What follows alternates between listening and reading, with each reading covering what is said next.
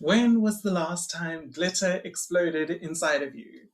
And what should you do if, while pondering that existential question, you briefly bump into an ex you haven't seen in 10 years?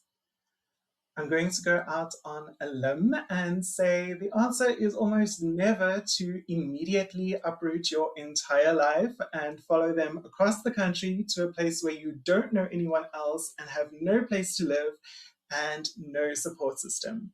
No matter how many fuckboy pickup lines they use on you, and no matter how unfulfilling your work life is.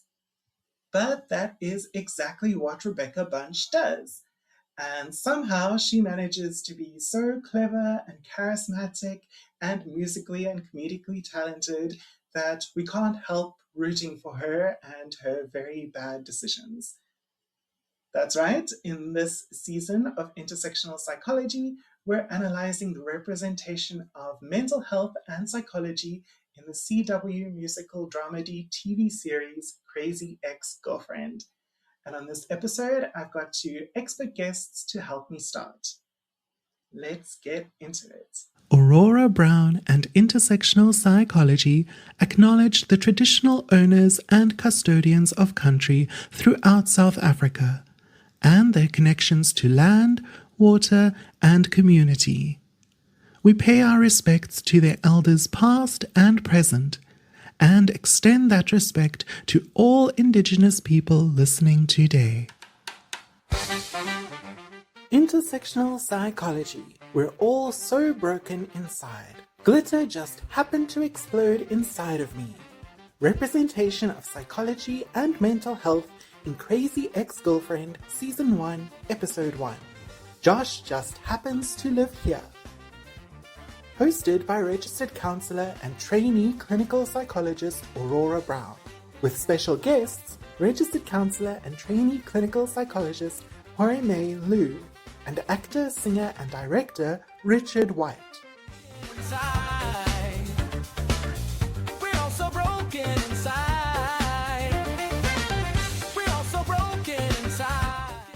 I was going to sing a little bit here, but I don't know if I'm going to do that. Sing.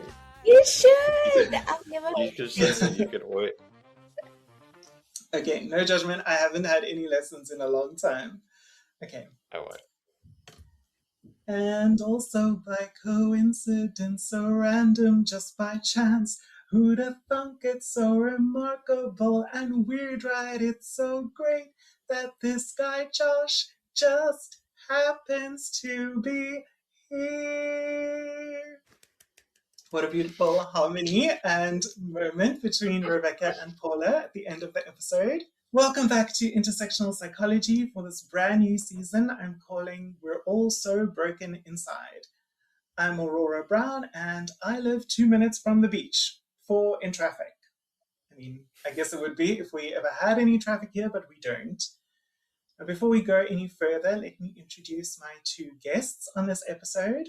HuiMei Lulu is a registered counsellor and trainee clinical psychologist in Cape Town, South Africa. HuiMei, welcome to the podcast. What can we know about you?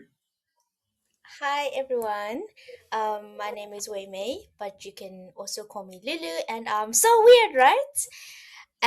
Like Aurora said, I am an HPC SA registered counselor and currently training to be a clinical psychologist.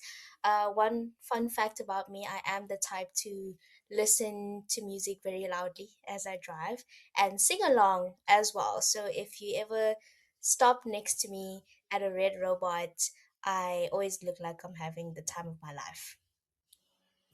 I love that. I'm exactly the same. So if we do ever stop next to each other at the traffic light, like roll down your window and we can sing along together. And now for my other guest, Richard White is an award-winning singer, actor, and director of stage and screen based in Vancouver, Canada.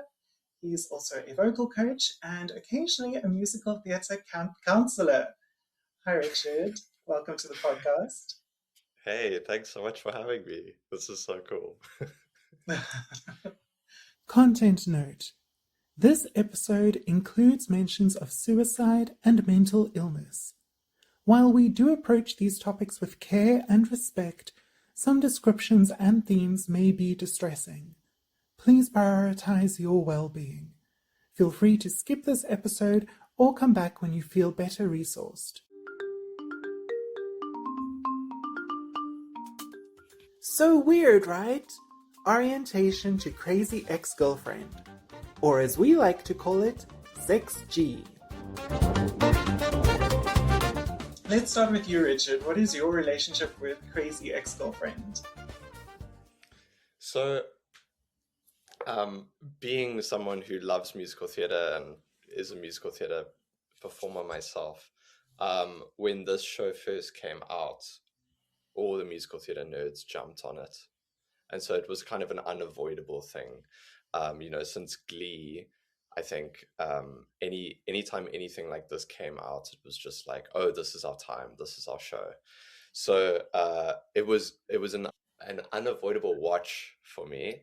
I did only watch, I think, the first season. I don't think I got any further than that. I think I got distracted by the other plethora of shows out there and everything. But I've seen pretty much every single musical clip from the show as they've been sent to me or been passed around on social media and all that. I think I'm always game for a show that celebrates camp musical theater performance. And so I think on first watch, this definitely was more of it's just a city show, a musical theater show, instead of something that was commenting or trying to on something very serious or some very serious topics. But I feel like we also studied this in college at one point in some kind of like elective or something like that. So I feel like it was kind of eating through my college experience. Yeah. For sure. Yeah, I mean, there are like over 150 songs in the full like extent of the show. And I'm glad you were the first person to bring up Glee. Because, yeah, that was, I guess, I don't know, like one of the first musical TV shows that us theatre kids had. But Crazy Ex-Girlfriend, what kind of sets it apart is that it's all original music that is, specifically written for the characters and also commenting on society, whereas Glee is very much kind of like jukebox musical vibes. Yeah, for sure. Lulu, what is your experience with Crazy Ex-Girlfriend? So I've never heard of it until I was asked by Aurora to watch it for this podcast specifically. And I'm watching it for the first time, and I was taken by surprise by it. I wouldn't call myself a theater kid. I think I've always wanted to be, but I like growing up, I've only ever watched musicals that were very commercialized. So Glee for sure, love that. High School Musical, Camp Rock, that was my era. Only like recently have I been getting more into it. Because one of my really close friends, she's very much into theater, and Wicked, I was obsessed with it, and only started getting into Little Shop of Horror. I think that's what it's called. Love Suddenly Seymour. So yeah, basically only know the more popular side of theater. Cool. Well, what did you think of Crazy Ex-Girlfriend on your first watch? So far, I felt entertained and also intrigued and just curious about what's going to happen next because I've only watched the first episode so far. Cool. Great, thank you. Well, thank you for watching it and for being here. I only started watching Crazy Ex-Girlfriend during the pandemic, and at that point, all the seasons were on Netflix. I loved it. I watched all 4 seasons back to back, kind of binged them. I mean, you didn't really have anything else to do during the pandemic. And then getting ready for, like, obviously I enjoyed all of the music and the social commentary, but I also identified with a lot of the characters, and I love the sense of humor. I like the creator, and the main cast of the show are all millennials, and I feel like the humor is very millennial. And a lot of the references are like from my childhood, which I love. So, but then when I thought about, okay, delving into it here on the podcast, I started watching it again, and with a much more critical lens, and a lot more knowledge as well as a mental health practitioner. Recapping the plot of CXG Season 1, Episode 1. Josh just happens to live here. Crazy Ex-Girlfriend was created by Rachel Bloom and Aline Brosh McKenna. The first episode of Season 1, titled Josh Just Happens to Live Here, was written by Rachel Bloom and Aline Brosh McKenna. It originally aired on the CW network on the 12th of October 2015. The primary characters that we are introduced to in this episode are Rebecca Bunch, portrayed by Rachel Bloom, Josh Chan, played by Vincent Rodriguez III, Paula Proctor, portrayed by Donna Lynn Champlin, Greg Serrano, played by Santino Fontana, and Daryl Whitefeather, portrayed by Pete Gardner. This episode features 2 original songs, West Covina, performed by Rachel Bloom and written by Rachel Bloom and Jerome Kurtenbach, and the Sexy Getting Ready song, performed by Rachel Bloom, written by Rachel Bloom, Jack Dolgen, and Mike Geyer.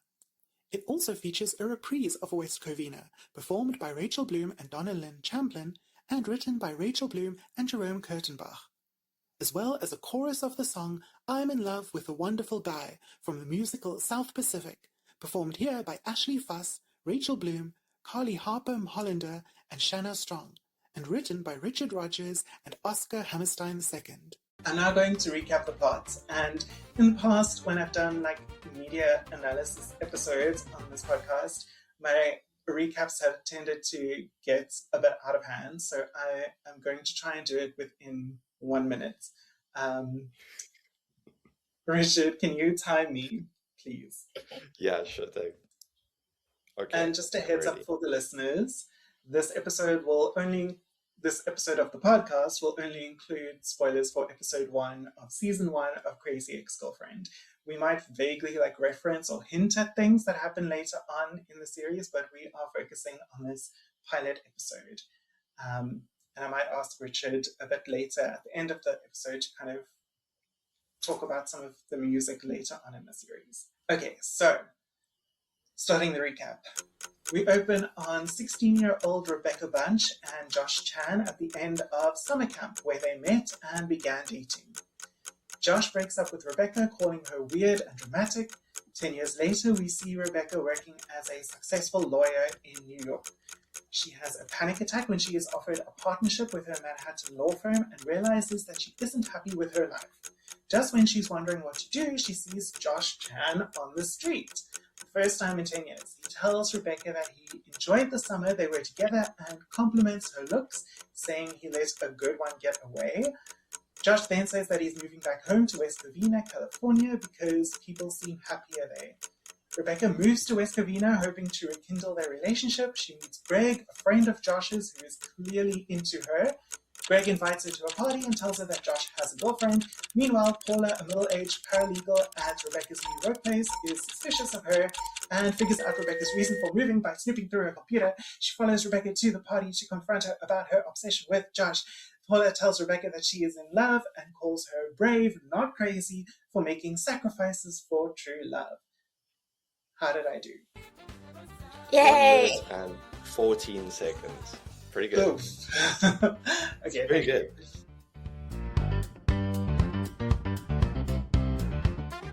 In that moment, it was like everyone was my mom.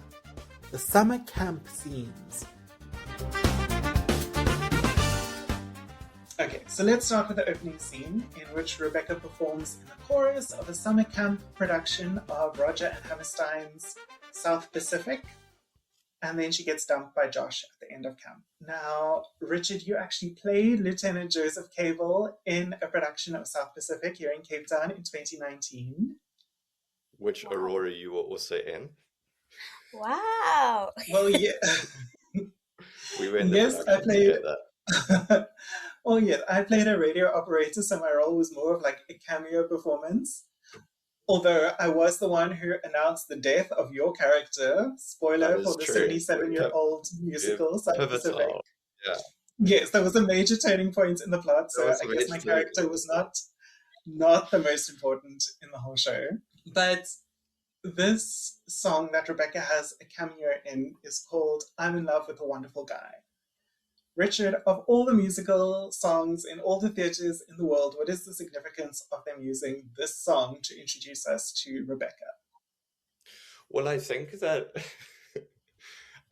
firstly, just setting up the idea of like this like musical camp, or like just whatever camp this is. I don't know if it's like specifically a musical theater camp or like a talent show, but it's such a strange and like hilarious choice to be doing like South Pacific of all the shows that possibly exist. It's not necessarily like the most like super what's the word, like recent or accessible or anything. It's like it's very, very old school, and it's also just so typical that they would be doing something like that is just like classic musical, that it's just so out of, it's just like, for lack of a better term, like not cool. And so to set up her character from the beginning, like having like braces and singing South Pacific and not even having the lead part, she has like one little solo and she like milks it. It's like you're already immediately getting the sense that like she like is obsessed with the spotlight, but maybe is not achieving that, and is also just not necessarily like cool in like in a normal sense. If you'll excuse an expression I use, I'm in love, I'm in love, I'm in love, she's in love, I'm in love with a wonderful guy. Yeah, Oh, she has on the one line classic, in the yeah. song, and then afterwards she's talking about like, now when I sing my solo, I'm like, oh. Yes, it's very like it's very classic, like musical theater nerd really, really wants this thing, but maybe it's just like not, it's just not like, it's just not talented enough, or is just like not working hard enough, is maybe more focused on the prize rather than like the process and the hard work and getting better and stuff like that, you know, not really focusing on the That makes process. some Not to get sense. super deep into it, but yeah, you're getting from the get-go like what this character is, I think. Who she is, Yeah. yeah. Also, the idea of a summer camp is very American. It's not something we have in South Africa, but you have attended one of these camps. So, like, what is the demographic of a musical theatre camp? So I went to a sleepaway musical theater camp last year for the first time ever, having only seen this like in films and TVs and films and TVs in film and TV, and getting to experience it was really, really wild. It was like an incredibly special experience, I must admit. Like it was a week in the woods in like Souk on like Vancouver Island, and it's just like a bunch of teenagers that just love musical theater, but like the most interesting kids and the most fun kids and really sweet kids is at that.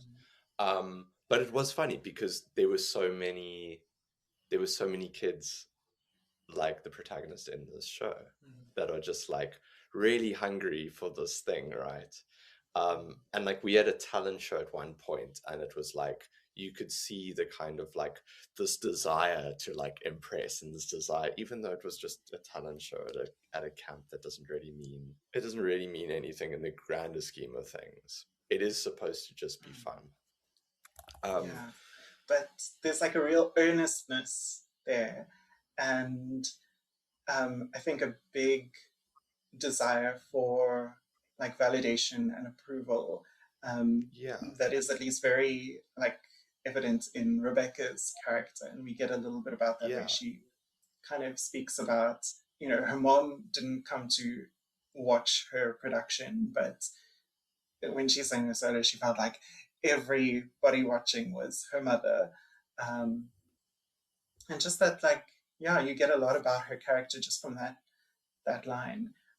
Lulu, what stood out to you about Rebecca and about Josh from the scene at the camp? It's very interesting for me to hear about Rich's like point of view, because I obviously looked at it not from a musical perspective. Immediately, what stood out for me was the contrast between his family and how they treated him versus how her mother was treating her in that moment.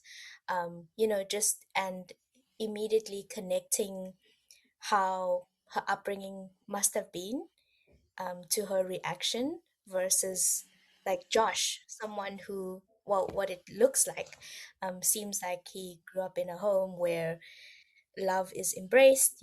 Like there's a scene where he was hugged by his parents, if I'm remembering correctly, and it just seems so warm and welcoming, versus like Rebecca's mom that was already like shouting from the get-go. I remember finding it very annoying, her mom's voice, because she just kept on hooting and shouting at her when she was still speaking to Josh. And then me immediately connecting, oh, she must have had a tough upbringing with this mother, and like, which is why she might be reacting the way she's reacting when Josh is like trying to break up with her, and she's immediately kind of going into a panic mode. At the same time, she appeared dysregulated because this big thing is happening with someone that she had an amazing summer with, and in the background, her mom is just there the whole time. And it's almost like a theme that went throughout the episode. Even when it showed her in her adulthood, the mom was always there, phoning her, telling her what to do. Yeah, those were my thoughts from the. Criticizing. Yeah. Mm, Yeah. And like what you were saying now about her kind of panicked reaction when Josh was breaking up with her, just this fear of abandonment coming up. mm, And you can already tell. I mean, she says she phoned her dad on his honeymoon to kind of convince him to let her go to this camp. Um, so you know that her parents are divorced or separated, and um, yeah, like you say, you can tell there's a lot going on there with her parents, and um, her not maybe getting the love that a child needs at home. Now, Crazy Ex-Girlfriend was originally developed for Showtime, which is like a premium cable channel in the US. So the content was like originally much dirtier and more risque, and they had to rework it quite a bit and make it more family friendly when it moved to the CW, which is like a mainstream broadcast network. But I'm still impressed by how much it pushes the boundaries of what we're used to seeing on mainstream TV. Because, I mean, there are two mentions of suicide in the first 15 minutes of the first episode of the show. Like, Rebecca weaponizes a threat of suicide to manipulate her dad into sending her to camp. And then her mom tries to shame her, like you were saying, when she's an adult and she moves to West Covina, her mom tries to shame her and manipulate her by saying that her suicide attempt in college was just a bid for attention. And all this is happening when Rebecca is throwing bottles and bottles of prescription medication into the garbage disposal. So very early on, we get an indication that she has had severe mental health challenges in the past. And we've spoken now about some of the challenges that she might have, the relational challenges she might have experienced with her parents growing up, and possibly having a formal diagnosis as well. When was the last time you were truly happy? The New York City scenes. But I'm getting ahead of myself now. So let's go back to New York and Rebecca's reaction to finding out that she's being promoted to partner. Lulu, how would you describe that reaction? I think that definitely was another scene that stood out for me, and I was looking forward to speaking about it today. First, before we get into the reaction of Rebecca's reaction, I think I forgot the name of the lady she was speaking to, like the one that was letting her know that she's getting the promotion. Yeah, that's Linda or Laura. Okay, Sorry, Laura. Linda or Laura. She described Rebecca as, "Oh, you're the most hardworking here. You're always here 24/7, and your life is your job." So that already stood out for me. Rebecca, you are the hardest working young lawyer we have ever seen. You work 24/7. You've never taken a sick day. We know that this job is your whole world. These are just some of the reasons that we'd like to offer you the position of junior partner. A lot of people go through stress and burnout. It's quite a common topic that's out there, but people tend to minimize the impact of it. I think because it's been a lot on social media, and I feel like people are like, "Oh, I'm just burnt out, it's fine, it's a regular thing," and almost like this thing of being a hard worker has been romanticized. I don't know if I'm using the right word. And not to say that being hardworking isn't valuable. I think I myself has been described as a hard worker quite a lot. But that already stood out for me because I started thinking, the impact of this job that she's had, and how much she's pushed herself into becoming this very successful lawyer. How has it impacted her mental health in that sense? And then leading to her reaction now, I feel like kind of made sense, provided that she has been working so hard, like your life has just been your job. So it's almost like she had a realization that, shit, my job shouldn't be my whole entire life. So I mean, I don't agree with it, because a bit impulsive to just be like, okay, cool, bye, I'm leaving this job that I've been working so many years for. But it also, the reason why I'm like, it makes sense, because when you're under so much stress continuously, and so much pressure, especially, I feel like, again, I've only watched the first episode, but I feel like a lot of that pressure comes from the mother as well. I feel like a lot of pressure came from the mother as well. And so once you're under so much pressure, it's almost like one day you wake up and you're like, fuck all of this, I need a change, I need a new thing, because I can't be doing the same thing 24/7.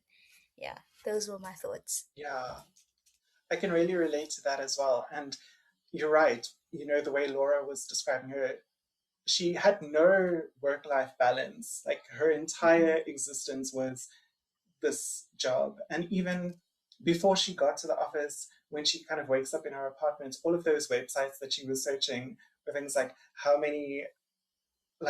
how little sleep can a person survive on, and all of these really I don't know, depressing and like scary kind of websites that also indicate how much she's putting into the job, coupled with the fact that she starts seeing all of these butter commercials asking her when she was last truly happy, and that bringing like that question to the front of her mind.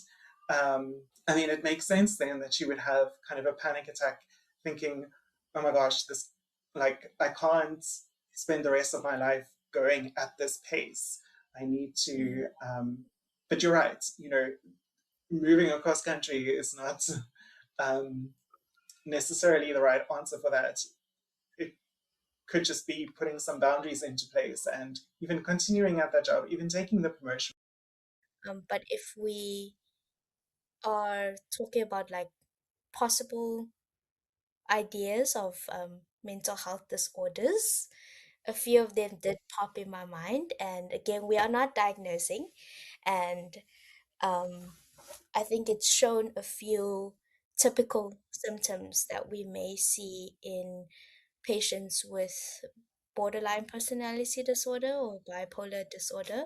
And I'm using the word typical because like it's a show, hopefully as we continue it would show the complexities of mental health disorder and how different people experience it differently. So I'm not at all generalizing or diagnosing, but like I did have a few like thoughts of, does she have BPD? Because of like a few things that you guys have mentioned already, where there's sort of this idea that she is she has this constant need of wanting attention. I think Richard said it in the beginning. Um, she's obsessed with the spotlight but not achieving that, and there's always this idea that people with BPD or people who have had suicide attempts that they are looking for attention. I don't particularly agree with that, but there's this idea about it, and people with BPD, they have this need for wanting to like really feel seen, heard, loved, and be the center of their partner's world or be the center of their mother's world and so on and so on because they've always had a lack of that growing up. So that's what made me allude to, oh, maybe there's hints of that for now. But again, I'm not in all diagnosing because I haven't seen enough yet. Yeah. And of course, the impulsivity as well. That also, Yeah, impulsivity and kind of lack of or poor judgment. yes. Yeah, is also kind of a hallmark of BPD. But like you said, we're not diagnosing yet. It's interesting that you're picking up on all of these things um, because you don't know anything else about the show. You haven't watched further. You haven't really read up on it. And yeah, she does receive a diagnosis of something. I'm not going to give it away, but of something in season 3. And it's interesting to hear your perspective um, now. Yeah, oh, something else that is kind of an indicator possibly of BPD is that fear of abandonment that she had when Josh when Josh broke up with her the first time, and how quick and easily she jumped into kind of panic mode there, and also how manipulative she was in getting her dad to using her like suicidal ideation to kind of get her dad to um, convince her to or allow her to go to the camp.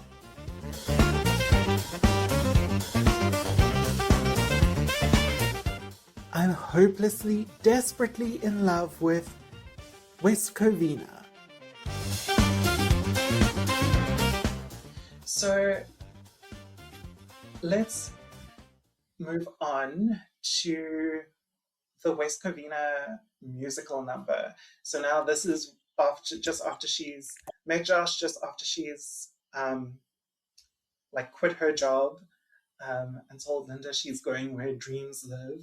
Or told Laura.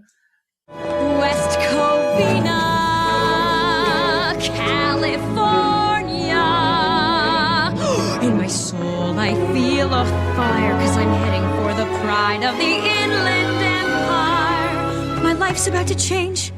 Oh my gosh. 'Cause I'm hopelessly, desperately in love with... Richard, can you tell us a bit about this West Covina musical number?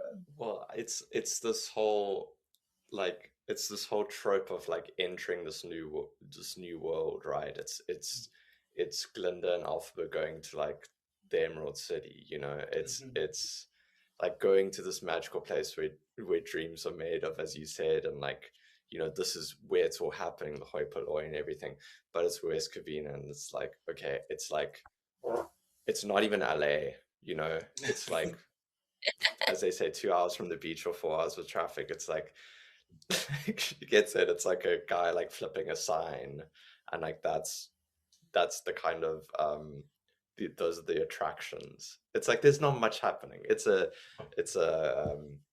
what's it called? It's I can't think of the word now. It's but it's not a glamorous place. And like, I think one of the first lines when she gets out of the taxi, she's like, the sparkle on the concrete ground, but it's like Sparkle this on the broken concrete bottle that's lying there that is sparkling. yeah, So yeah, she's very much like idealizing it and romanticizing it as this totally, escapist place. Yes, you're 100% totally. right. Yeah, there's another show where it's like, I mean, I'm thinking of it, it's not referencing this, but like in Shuck the musical, which is like a pretty recent musical, the protagonist, she moves from like this like little farm town to Tampa in Florida, and the same kind of thing. It's the same kind of thing, and it's, you know, this whole thing of like moving to, but for her it's a little different because it is a step up. Like, it's not from New York to West Covina, like, you know. So in that way it's that. But yeah, on the town, definitely. I mean, it's in so many. This is where I live. Yay for me. The office and home base scenes.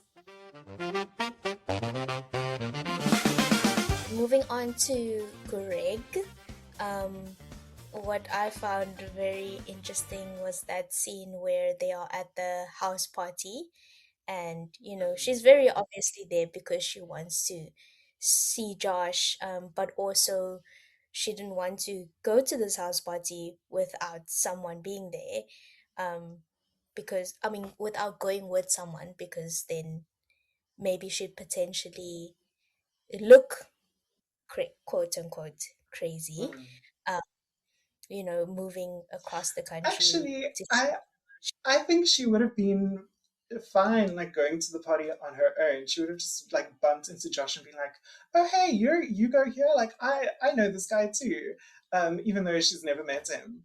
But like, because when Greg told her about the party, she was like, "Oh, is there like a paperless post I need to respond to or anything?" And he was like, "No, I'll come pick you up like a date." And he was kind of angling for them to go together, but she was kind of like, "Oh, okay, I guess." And then she was like, "Okay, I can use this guy to get closer to Josh." I don't know. That's how I read the the exchange. Oh, so the reason why I had that my perspective is because she had already been waiting a few days for Josh to respond to a text, which he never did. So I feel like she wanted to show up with the guy, and also the scenes where she, you know, tried kissing him and tried like there were a few scenes where when they got physical, like maybe she was touching him, and but she would always like look over her shoulder, like kind of like hoping for Josh to see this. And yeah, that's why I got this perspective of, oh, she's trying to look nonchalant, but actually in you trying to look nonchalant, you're actually looking very, very obviously nonchalant. In those moments, I didn't even think, oh, maybe she, is trying to put on a show so that Josh will get jealous. For me, I was just like, she is just doing this to kind of keep Greg engaged while she looks for Josh and tries to find Josh in the party. And like the minute she sees him, she's gonna be like, "Oh, there's Josh, let's go," and just kind of stop kissing. I don't know, that is how I've always seen it, but you have given me a whole new perspective on this behavior, which is kind of Yeah, even more.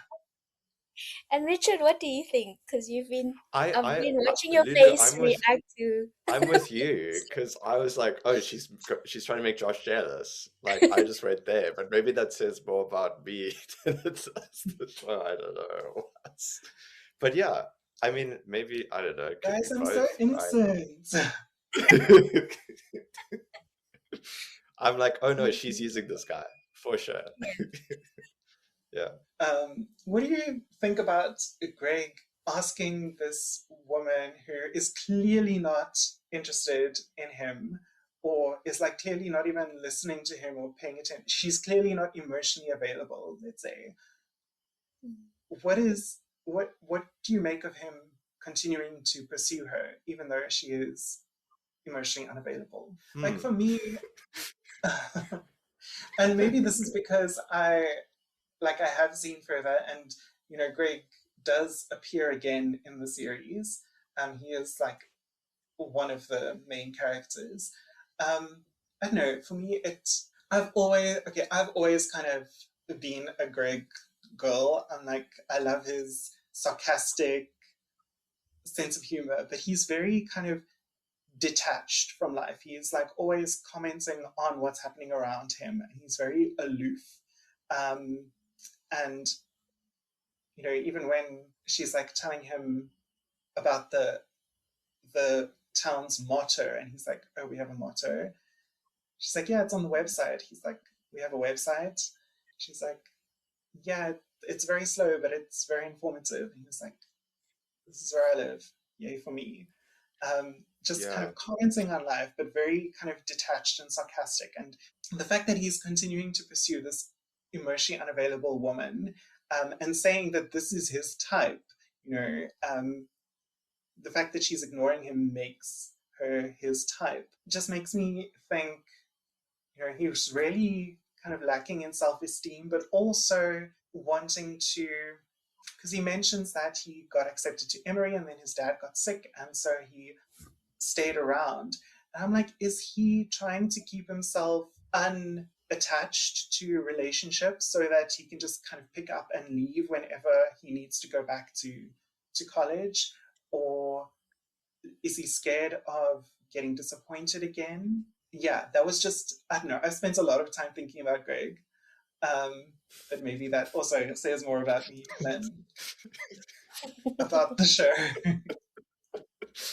I think it's the latter one for me. I think it is this like kind of, he had this opportunity and the opportunity passed by and he kind of got, I think, a little bit stuck. And I think it's also interesting that he's a bartender, right? Because that also links into that whole thing of like, he's there and he's observing and he's having conversations, but it's never truly like, he's always on the other side of the bar, like there's always this separation. And then it also gets like no judgment because I do these jobs, but like he is like also probably like, how long has he been a bartender for? He hasn't gone on to like explore other things. He's kind of probably stayed in the same bartending position.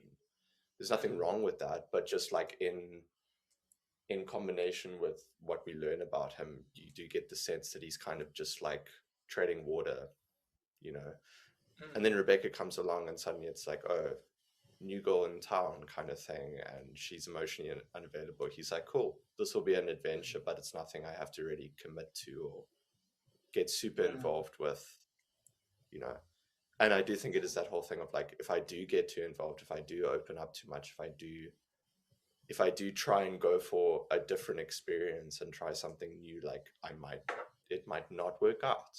I might get disappointed, and that's going to be hard to deal with. Yeah. I really want to move on to like the sexy getting ready song, but while we're talking about Greg, can we just go back to that moment where she bumps into Josh on the streets and how he kind of like flirts with her, like saying, oh, if I'd known you'd turn out to be so successful and hot, like I would never have broken up with you. I let a good one get away. But meanwhile, he has a girlfriend back in West Covina this whole time. Like, I don't know. The first time I watched the series, I didn't even question that. I didn't even think about it again. But now I'm just like, Josh, what are you doing? Who? What? The what? Mm. I didn't Lulu, like talk that. to me. I didn't like that line even even before I found out that he had a girlfriend, because it was only revealed at the end of the episode, right? When she finds that out Mm. at the house party. Because, it sounded very, oh, like I regret It's like breaking up with. nagging, basically. It's baiting, Yeah, I yeah. regret breaking It's up very baiting. because you turned out to be successful and hot. Like, are those the only qualities that you look for in a person? And in that moment, I was sort of like, you know what? I'm glad you guys broke up, because clearly this was not gonna work out. But like you said as well, I mean, like finding out that he had a girlfriend this whole time. I'm like, why, man? Why? I think, and that happens a lot in real life. People Mm. flirt. They often get away with it by saying, "Oh, I'm just a flirtatious person. I'm not. I'm still very loyal. I'm not, you know, disgracing my partner in any way." But then you could get yourself into situations like this in the show, where someone um might take your words very meaningfully and think, oh, this might lead to something, potentially a relationship. Turns out to you, it was just like words you were saying. Yeah. Yeah, because I mean, he wasn't. I mean, he was giving in every indication that, oh, if he had been staying in New York, then this could have gone somewhere. This could have been something. So it makes sense that she's like, oh, well, then if I'm in West Covina, then maybe things will go somewhere. Um, yeah, I'm really, and again, no judgment, like we've all been there, but the the way she kind of feels, the way she like how sad she feels when she finds out he's a girlfriend. Like she doesn't get angry, she gets sad, and then she's like, and okay, now I'm skipping ahead again. Let's go to the sexy getting ready song first before we get to the end.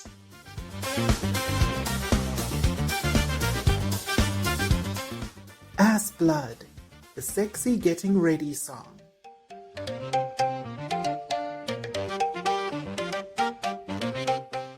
Yeah, Lulu, talk to me about the sexy getting ready song. What did you? Because I feel like, okay, this is the first episode of the series. It's trying to tell us what this show is going to be, um, and I think the show is one of the best shows I've seen that is actively like making meta commentary on what is like happening. It's not just showing us these relationships and society. It's commenting on society and it's commenting on the behavior, even as the behavior is happening. Um, and I feel like the Sexy Getting Ready song is maybe one of the best examples of this in the whole 4 seasons of the show. But what did you make of that, having watched it for the first time? A first time make everything shiny and smooth. Oh yeah. 'Cause I want my body to be so soft for you. I'm gonna make this night one you'll never forget. 'Cause boy, I know you like an hourglass silhouette.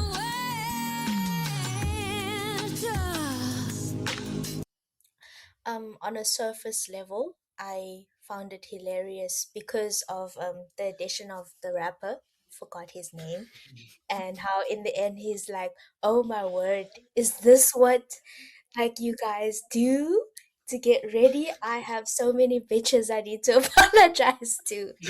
And yeah, I found that quite funny, because it is true. Like, I think obviously in the world that we were raised in, I feel like there's a lot more beauty expectations on women versus men. I mean, I feel like I've seen it in every culture, but if I can comment specifically on Asian culture, because I am Asian, there's heavy beauty standards placed on women since birth.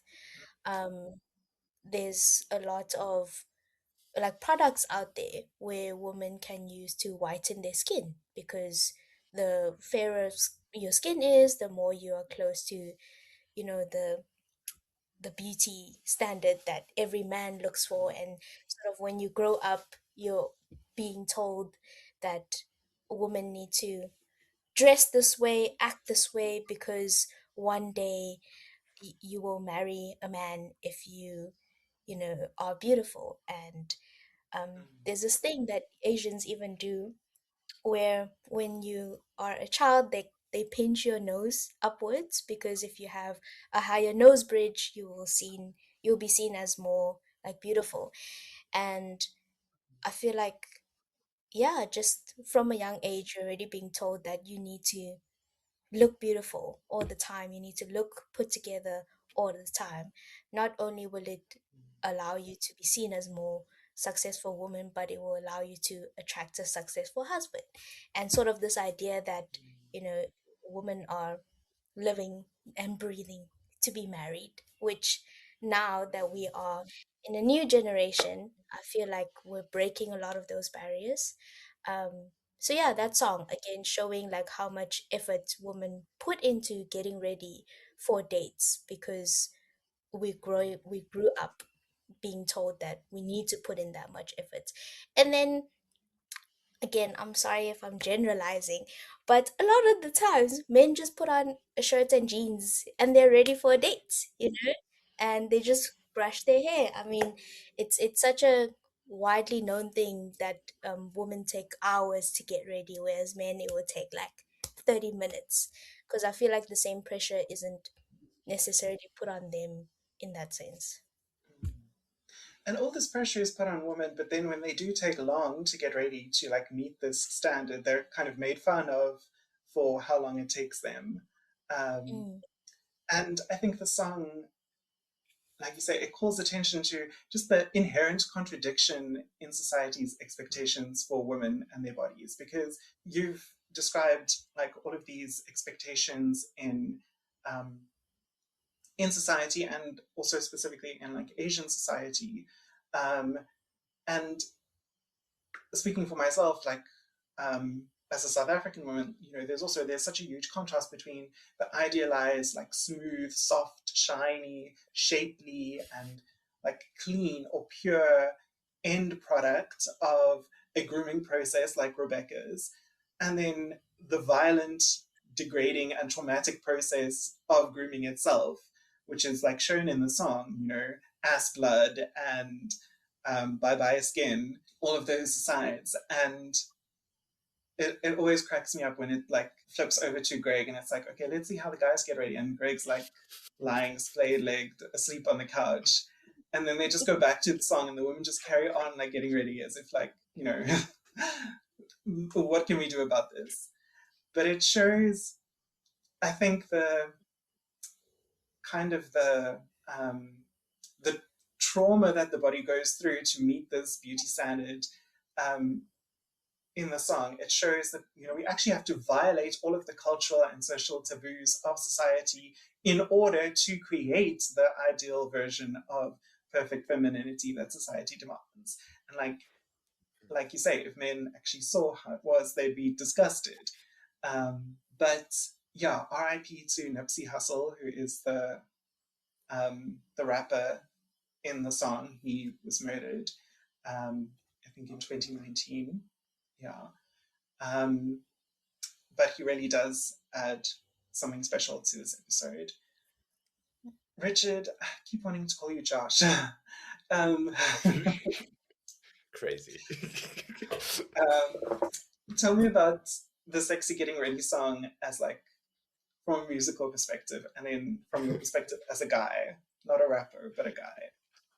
Well, like so talking about like genre, right? This is not sitting in like a strictly like classic musical theater genre. This is much more like contemporary hip hop, it, like R&B, right? So you're already sitting in like a what you're hearing is something that you might be used to if you're listening to that kind of music, or honestly, if you just exist in contemporary society. But what's happening word-wise is something like obviously incredibly subversive. So like what's really great about this show is its ability to grab you musically and or like I can't think of words this morning, sorry. Like or audibly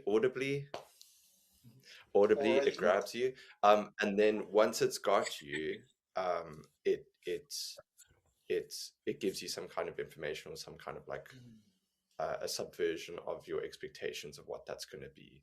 And like the rapper part is so hilarious because it's what the whole song is doing, it's also doing in with that character, which also then beats to like the end of the show when we have that like that little post, it's not a post credit, but like post episode scene where he's got the list and everything and he's apologizing to everyone. Where you know it is like the commentary there is very, very clear. But what a fun way to do it, instead of just being like these are the beauty standards and like this is and it's hypocritical and it's like instead of for someone who isn't necessarily eyes wide open to that, it can be you can become defensive if you just like if it's just hitting you in the face, like Yeah, quite if it's directly. like preachy or and people get kind of like, uncomfortable and then they get defensive, right? but you're right, it's Crazy Ex-Girlfriend, it takes these popular genres, and just thinking about the way that the music video for the Sexy Getting Ready song is shot, it reminds me, so there's scenes where she's like in a bathtub and kind of looking up, and that is like directly parallel to the Selena Gomez music video for Hands to Myself, which came out the same year. And so it was like very recent and like in the social consciousness at the time. And the way that the dancers kind of pose and dance in their outfits and like stand and everything, it's also very much like the Pussycat Dolls video for Buttons. So it's the music gives you like all these indicators that the song is going to be sexy and it's going to be like about seduction, and then like you're saying, it subverts those expectations by giving you this gruesome reality of what is happening behind the scenes. Audibly and visually it provides you with associations that you have because you exist in society and you receive these things, right? And they're all very typical. Every genre has its own associations and it sticks to those associations because that's what's profitable and marketable, right? So those patterns are consistent and they do change obviously as things go on, but like what the show's doing is it's going, okay, these are the associations you have, but also have you thought about this, or like what you think might be so is not so. And it's very clever because it makes it like it makes something that can be inaccessible if you're not down to clown and to listen and to have a conversation. If you're not down to do those things, it's a great way of like pushing you in and being like kind of bringing you into the conversation. Sort of like a very clever way to act as a catalyst, to evoke those ideas in people's minds as they watch the show. And I love the sense of humor. I feel like it will, as a Gen Z, I feel like it would appeal to still be generation, even though I think Aurora, you mentioned the show was very like made for millennials. It is very millennial.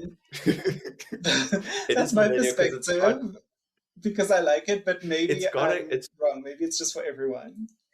It is millennial in the sense that it's got this cringe aspect that I feel like you don't necessarily get with like Gen Z. Gen Z stuff is, I'm making huge generalizations, but it's usually a lot more like I can't think of the word, just like cooler. I don't know, you know. And like much more, like just incredibly self-aware, and like to the point where nothing, I don't know. I don't know enough Millennials about this are stuff, but it just very has that feeling, earnest. Yes. the earnestness, and it's like, it's just like a little bit like, okay, you know. Yes. But that's what's funny, and it obviously makes the topics that it talks about, yeah, again, accessible, because you kind of, because of the earnestness of it. Yeah. It was fun as well, and I think I also just wanted to say that getting ready and taking time and like beautifying yourself, it can also be very fun. I do it myself, so I think it also showed that part of it is that yes, it might take a lot of work, but we've also made it fun. It's a huge part of girlhood. That's why a lot of girls, like, before we go out, we get together. We bring 5 bags over to someone's house because we've made it a fun thing to do. And yeah, it's a huge part of girlhood as well. And I guess, in a sense, like us taking back that power of, oh, we're not getting ready to look beautiful for someone. We're doing all that and putting in all that effort because we enjoy it ourselves. So I thought of that as well, because it wasn't like Absolutely. yeah, it And there's that wasn't moment of kind of like sisterhood in the song as well, where one of the dancers has to help her into her Spanx and like pulling her up. And and that definitely yeah, it's happens. Like, everyone's asked their girlfriend, hey, can you zip me up real quick? So yeah. But anyways, moving on to, I think you mentioned the house party scene.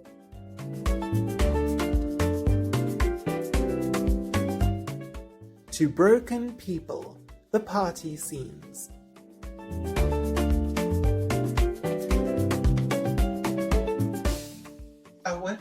I wondered if you had any more thoughts on the final house party scene with Greg, where they're in the bedroom and they're kind of making out, and she finds out that Josh has a girlfriend, and then they're about to leave, and then she finds Paula, because like what struck me now, and I think I missed this the first time I watched it, but after she finds out that Josh has a girlfriend, and she starts crying, and Greg is like, I don't think you should be here.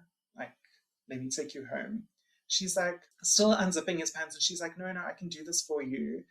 And I was like, it kind of broke my heart, because she, even though she is she's like into Josh, and she's pursued him this whole time, and she's not really into Greg. Like, she just has this almost pathological need to kind of please and keep him interested and appeased and around, even though she's not really interested in him. And she's still like kind of offering to give him a blowjob, like, even though, she doesn't really want to, and he is kind of like, no, let me take you home. It, Mm. yeah, it really struck me this time watching it. Mm. I was really relieved when he was like, "No, let's not do Mm. this. Let me take you home." And he insisted upon it, because I think he was like in two minds about it. He was like, "Oh, should I? Shouldn't I?" But that again is typically a response to trauma. What Mm. they refer to as fawning. You kind of Mm. people please, because when you are people pleasing and, like you said, abandoning your own needs to make sure that other people are okay, it sort of prevents them from reacting in a negative way. So you'd rather, ahead of time, make sure that this person is happy, because you are scared of how their reaction would be should you not please them. And yeah, so if anything, I was just glad that it didn't lead to a scene where they ended up going further and she ends up not feeling okay after, maybe engaging sexually with him. Absolutely. And I agree with you. And um, I think also there's kind of in the back of her mind just this not wanting to be alone, and maybe even keeping him as a backup until the thing with Josh works out, just so that she like kind of has someone, because I think she is someone who does not want to be alone, or cannot like take being alone. And maybe that's also why she kind of threw herself into her work so much, so that she didn't have to confront these feelings of loneliness and isolation. And yeah. And then, just when we think that Rebecca has kind of reached the bottom after she finds out that Josh has a girlfriend, we move back to West Covina to be with. And it seems like she is going to have to face her search for meaning and, confront all of her choices. Paula comes along and says, "No, you made all the right choices. You're inspiring. I'm going to enable your dysfunction." See the blood rushing to my cheeks. Hear the sigh when I try to speak. All our cares will disappear. West Covina, California. I don't know what happens next, but all roads point to this magical text. It's time to kick it into high gear. First, tell me, what do you guys think about this moment in the episode that we leave it on? Richard, would you like to go first? Yeah.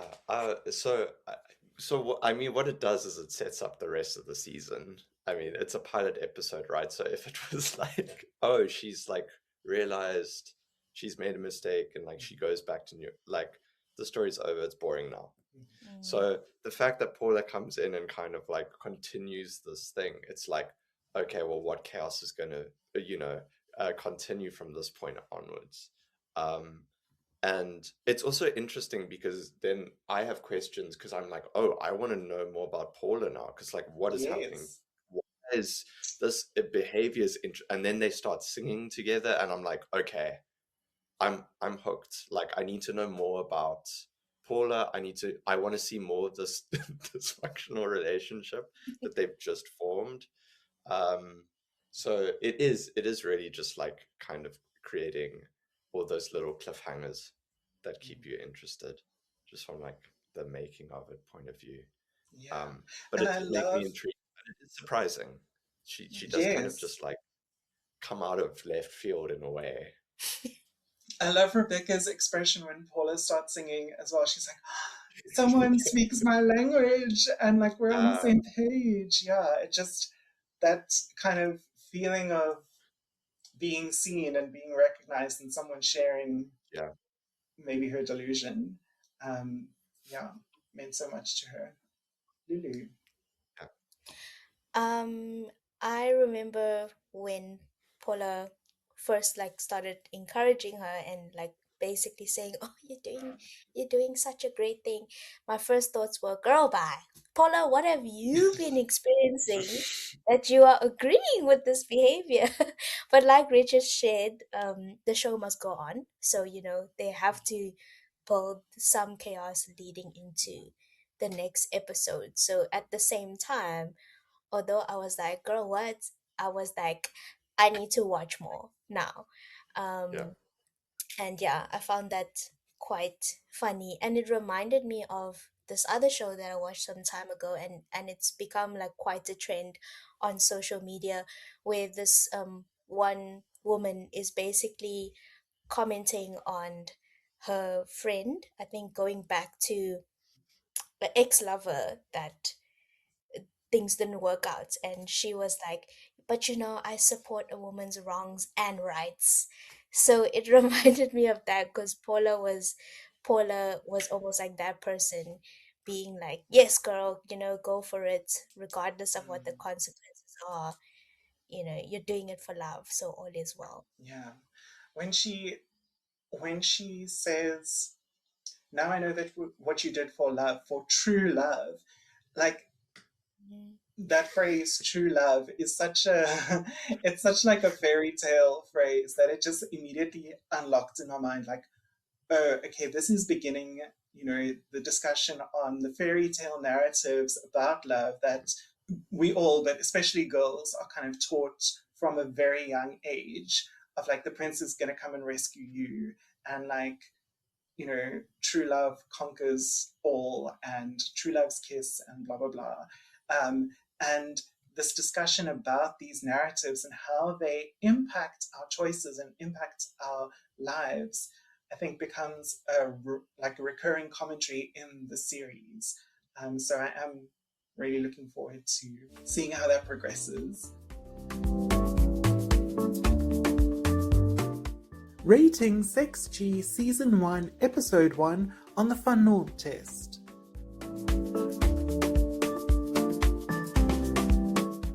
Now we reach the point to rate this episode of Crazy Ex-Girlfriend. Josh just happens to live here, on our 5-point Fanon test for mental health representation in media.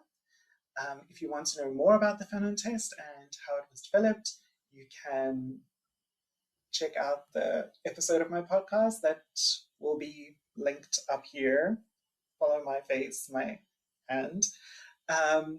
But so let's look at the first scale, the Cooper scale. So, are mental health phenomena depicted and named with clarity? Lulu, let's start with you. What score did you give it here? I said 0.2, depicted but not named and not clarified yet. But it makes sense because, again, it's only the first episode. So we've seen ideas, but we don't know what it is yet. We don't know if it is a mental health thing.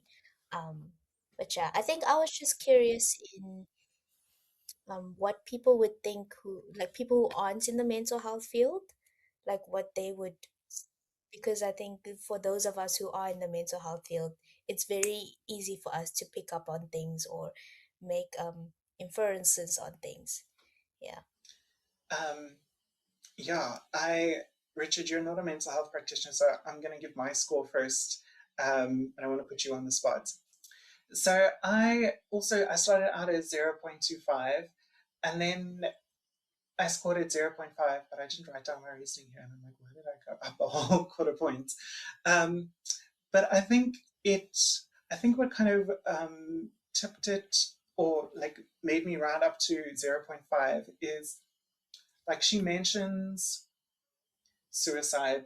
We can see like she's Googling things about like sleep dysfunction. And you can also see her when she gets to West Covina pouring her many prescription medications down the drain. And we don't know if those are, like for a physical ailment or for a mental health condition. But presumably if it was like a physical ailment, she wouldn't be disposing of the medication. And so I felt like it was in like sort of naming things in terms of suicide and sleep dysfunction, and then also depicting a few things, but it wasn't giving a full discussion on it. So it doesn't get a whole point, from me. Richard, how do you feel? I feel like, again, like as Lulu said, it is just the first episode, so like obviously throughout the season maybe things become clearer, I'm sure, as you've mentioned, but I do think it depicts like the experience of whatever a Rebecca is dealing with, right? So in that way, I did give it like I don't know, can I give it a 0.4? I don't know if I can do that, but I would give it like that, because I think like it does touch on like quite a few things, and if you do delve into it and you think about like the structure of the show and like how she is creating these musical moments in her mind and everything like that, it's depicting quite a few, the her mom's like relationship with her, illness or whatever she's dealing with, and the kind of attitudes there, you're getting like quite a, it's touching on a lot of things in like a 40-minute episode that's also trying to be entertaining. Like I think it does a pretty good job. Does it go any further? Does it does it name these things? Is there like a proper discussion? No, not really. But I think it would probably be a little alienating to do that in the first episode. So it kind of draws you in, and maybe could be like, as you said, like if you're not a mental health practitioner and you're not like viewing these things, you might just take them as the usual kind of stereotypical things that you might see in any kind of media that isn't trying to build an actual constructive conversation around it. But I think that could be helpful as well, because if it then is then further down the line as you're now locked in, it could be really helpful. So that's why I'm like, I can't give it a 0 or anything like that. It's like 0.4, I think. Cool. That makes a lot of sense. And like you both said, this is the very first episode. And I think, maybe when I get to the end of the first season, I'll ask people to rate it, like the whole season overall, and maybe that will also have a different kind of rating. Yeah. So, Even when I was and just to oh, sorry. go ahead. I just want to add that even when I was giving the rating, I did have this feeling that it would get higher as I continued into the series. Like it's sort of laying a foundation, and a good one at that, and it's gonna add on and build on more. Otherwise, the episode would be 3 hours long if it was to Exactly. fully affect it. Yeah, that makes a lot of sense. And just for listeners as well, we've Lulu and I have been speaking very much about kind of like diagnoses and mental health disorders in terms of what is in the DSM-5 and the ICD-11, which is one, I don't know, it's the agreed upon like medicalized way of identifying and treating mental health conditions. But there are also many other ways of understanding mental health conditions relationally and interactively and behaviorally. And also a lot of different, the DSM-5 and the ICD-11 are both very westernized models, and they can be seen as like pathologizing. And there are other ways of understanding mental illness, especially if we look at, African societies and other global South societies. So I think as we go on in the series, we'll also be looking at other ways of understanding Rebecca. And yeah, we're not diagnosing or pathologizing or over medicalizing this. We are just commenting, partly for entertainment, partly, I don't know, for my benefits. These people are giving up their time for my benefits. So the next is the Hill Collins scale. Are characters shown as whole people without stereotypes or pathologization? I will go first, and the score might be too high, but I gave it a full 1 because I was like, this is the very first episode, and already I like Rebecca, Greg, Josh, and Paula, and Daryl. All of these characters have fully like realized lives and narratives and stories already, and we haven't gotten like a whole picture for all of them, but we've gotten hints at things that are going on that are not part of this story yet, but I don't think any of them came across as one note or as just kind of foils. They all seem to be like lived in characters already, which is an achievement for 40 minutes. I don't know, what did you think, Lulu and Richard? Lulu, do you want to go first? Okay, sure. I had a very similar idea as you, Aurora. I actually gave it a 0.3 which is quite high for me. I am quite a strict. I've been told in the past I'm very strict when it comes to marks. Um, yeah, just like you said, I think again I kept reminding myself that it's just the first episode, so for what they have depicted so far, like it's almost like all these characters have different layers. But I think it also speaks to me because I'm often the person that's always like, okay, this person may be showing up now in this way, but what is their context? What is their story? Like what this show has done very well is made me want to look into their story a lot more. So I think they have shown, different sides of each character, like you mentioned. Richard?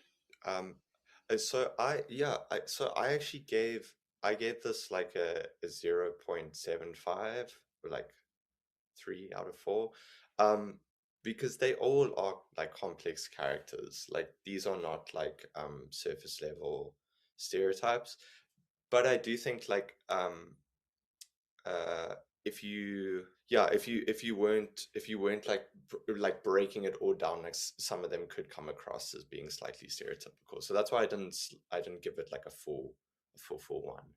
But that's mainly just because we don't learn enough about all of them. But even the boss, I can't remember what his name is. Her new Daryl. boss, Daryl. So even him and his comments and stuff like that. At the end of that scene, he's like, "Oh no, I said that thing I shouldn't have said that thing." Mhm. You're getting the semblance of awareness, which is then stepping out of like a kind of stereotypical like surface level character of like, "Oh no, this character is self-aware." Yeah, we haven't Um, even spoken about like the casual anti-Semitism in that scene, because Rebecca is a Jewish character, and um, Daryl makes some anti-Semitic remarks, and Rachel Bloom, who plays Rebecca and who like wrote and created the show, um, she's also Jewish, and she's spoken about getting many of these comments herself growing up in California. But it's rooted in these stereotypes of about Jewish people that are harmful, and so yeah. But I'm not Jewish. I am not qualified to provide all of the insight into this. So I'm definitely going to have some Jewish guests on to also speak to the representation of the Jewish experience in this show. So the next is the Crenshaw scale. Does the story acknowledge and challenge intersecting systems of power and oppression shaping mental health? So I gave this one also a full 1. Um, and I wrote in brackets the sexy getting ready song, which kind of feels like it's just in that one song, it already is addressing the gendered systems of power and oppression. But then if we go back to that scene with Daryl, um, Rebecca's like, at the end of the scene, Rebecca's like, okay, I'm going to go and do this one thing, but can we circle it back about the Jew thing? Because that's a conversation we need to have. So it is like addressing that as well. It's not just letting it slide. Um, and also the situation with her parents and her mom, especially, who is super critical of her and super involved in her life. That's also a system of power and oppression that she grew up in, and how she deals with it differently at different points in her life. Lulu, what did you think about on this scale? This was actually the highest score I gave out of all the different categories, 0.5. um, Again, my when I give marks, my idea is always it's leaving room for improvement. If I give full marks now, what are the other episodes going to get? So, Fair enough. I need to leave True, space but for you improvement. don't have to fail the poor kids. They can improve, but without failing. But yes, like you said, I was looking at the how they commented on the relationship with the mom, and we know in the mental health field how much of an impact your environment, especially growing up as a child, can have effects on your mental health. And then, moving on to the workplace, which I commented on earlier, about this idea of having to work hard, and only through like being the one who's earliest there and the latest to leave your job will you be successful. And then um, touching on relationships as well. And like, yeah, so I feel like it did touch on and acknowledge the intersecting systems of power and oppression shaping mental health quite well. Thanks. Yeah, Jade? I gave it a 1. I have nothing more to add. It's the same reasons that you both mentioned. Thank you, Richard. You're so welcome. Okay, next we have the child scale. If it depicts mental health professionals or therapeutic processes, including indigenous or informal ones, are these represented accurately, responsibly, and thoughtfully? So I didn't give it a score here. I was like, disposing of medication is irresponsible, but aside from, like, there's no mental health professional in this episode, there's no therapeutic process. And at this stage of the story, it's not, I don't know, there's nothing to critique on this scale. I don't know if anyone else feels differently. Yeah, I gave it a 0 because I was like, haven't seen any yet. That's what I wrote down. Okay. Yeah, 0. I agree. Cool. So then the last scale, Martimbaro scale. Does the story invite meaningful engagement with ethical issues without reinforcing stigma?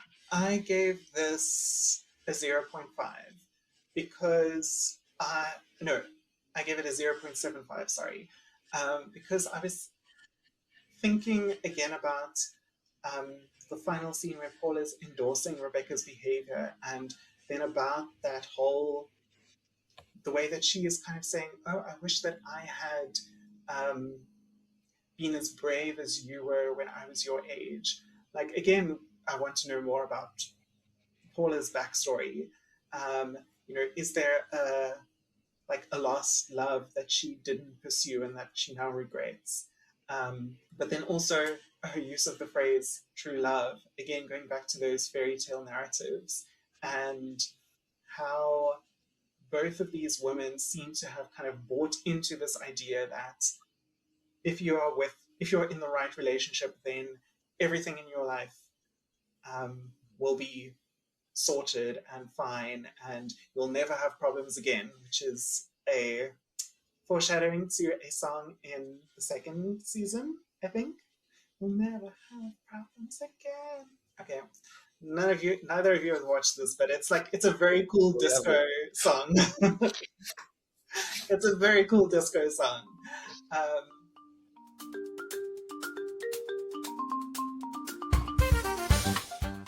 The series is called Crazy Ex-Girlfriend, but this episode never once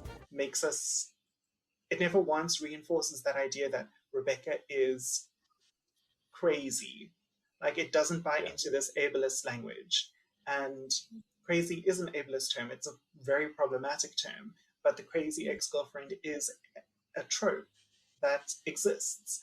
And the series has a lot of empathy for Rebecca. And I am rooting for her, even though I don't agree with some of the decisions that she's made.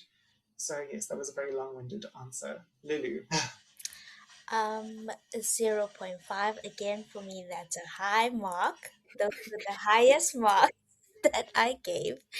The key word for me here was, does the story invite?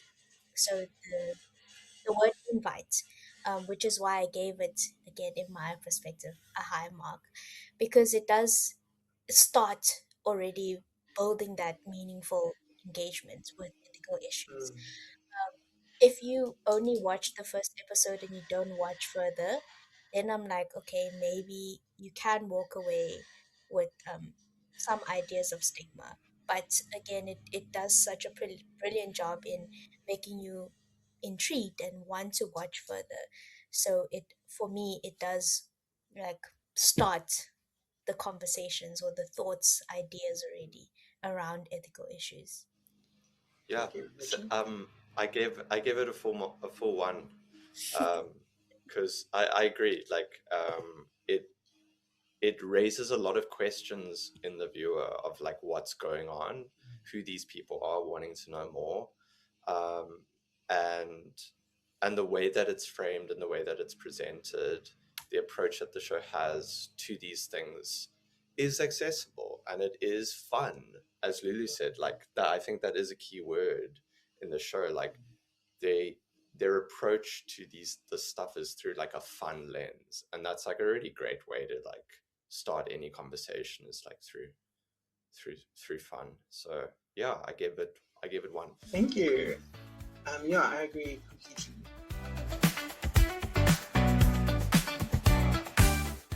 This is that time to obey the ticking clock of destiny.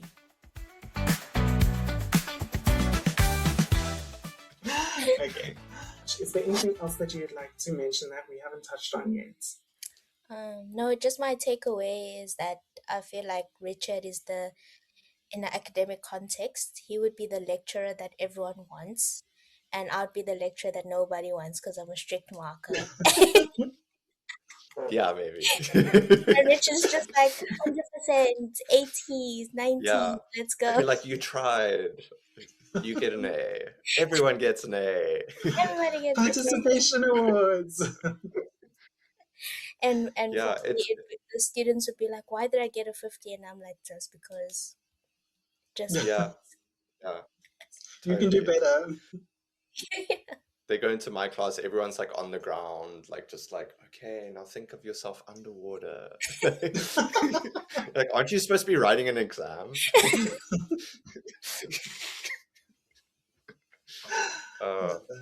Richard, from your side? Yeah. This is a really fun show, and I think like it has a very clear goal and a very clear point of view, and I think it achieves it so well. Like, so you really, whether it's your thing or not, like whether it's your type of show, you can't argue against it achieving what it sets out to do, which I think is like the mark of a really, really great work. So I have a lot of respect for it and for everyone who was involved in making it. And yeah, I think again, as a musical theater nerd and a musical theater kid, I might not have grown up in North America, but I've like experienced musical theater nerds now in North America, and like the best people, and always people who are championing like community and all that. So if a show like this can like bring people together and also talk about important issues, then that's amazing. Yeah, it's a good show. I love that. That's such a beautiful note to end on. Lulu is coming back for our discussion of episode 3 of Crazy Ex-Girlfriend. Richard, do you have any favorite songs in the first season that you'd like to come back to discuss? Is Settle For Me in the first season? Yes. Okay, that's my favorite song in the show. That and I does mean, make me probably think of because you. we worked on it as well. Yes. So everyone who's listening, Aurora actually performed that song, and we rehearsed that song whilst we were doing vocal coaching sessions, and killed it. And it was so much fun. And so where? yeah, we should have recorded it. We should have recorded it. We didn't do that. Maybe we should have. It's only we should have. It's in our memories though. That's definitely my favorite. Also, just as like a kind of, as a jazz geek as well, and a kind of like that kind of classic Hollywood crooning jazz style that it pays homage to. Also, Santino Fontana is amazing. Yes, love him. So yeah, that's definitely one of my favorites, and it's just ridiculous, as are all the songs, but also just like touching on something really topical. Well, will you come like back to discuss that episode? I think it's episode 5. Okay, I'd be down. Yeah. Okay. I'll get in touch. Where can listeners go to find out more about you and your work? Lulu, Sorry. Oh, me. Oh, sorry. I thought that question was for Richard. Like, We're done he was with me heading now. into We're that done talking about already. me. Um, No, going back to Richard. Oh no. you shall not find me on social media. I'm very LinkedIn, and I like to stay that way. I'm actually breaking out my shell a little bit by being on this podcast, but it's been very fun. I think the only place you'll find me is LinkedIn. Because I am still a student in training, so I don't have any desire in me to be out there on social media just yet. Cool, thank you. And Richard? You can find me on social media on Instagram at Richard Lloyd White. Lloyd is with 2 L's. Yeah. Yeah. Shoot me a DM if you want to talk about anything, or especially for like vocal coaching, if anyone listening is interested in that. I do online classes. I've been doing that for a number of years now. But yeah, I have a link tree there that you can find all the information on. Give me a follow. I'll follow you back, I promise. Well, thank you both so much for being here. I really appreciate your time. And listeners, thank you for joining me on my passion project. I hope you had fun too. Now truly is that time to obey the ticking clock of destiny and move on to another point in time. But if you want even more of my conversation with Richard and Lulu, you can join us over on patreon.com/intersectional psychology. Until next time, when we discuss episode 2 of Crazy Ex-Girlfriend, remember, everyone has the right to live with their optimal mental health. Thank you for listening to Intersectional Psychology.